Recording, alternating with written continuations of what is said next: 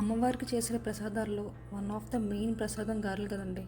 మా మమ్మీ ఈ గారెలు చేసిన ప్రతిసారి ఒక 5 to 6 గారెలన్నా పక్క తీసి ఈవినింగ్ ఆవడ వేస్తారు. అదే దహి వడ, పెరుగు వడ నా ఫేవరెట్.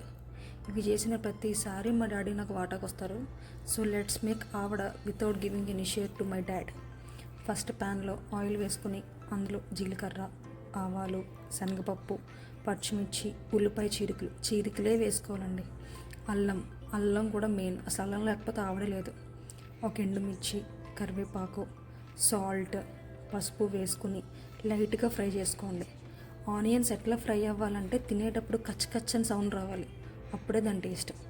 ఇప్పుడు ఒక గ్లాస్ బటర్ మిల్క్ తీసుకుని అందులో 3/4 బటర్ మిల్క్ మాత్రమే వేసుకోండి.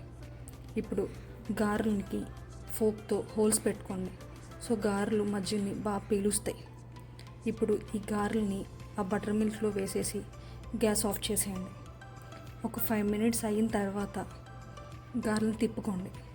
ఒక 15 minutes అయిన తర్వాత ఆ రిమైనింగ్ 1/4 బటర్ మిల్క్ ఉంది చూసారా, అది కూడా వేసేసుకోండి.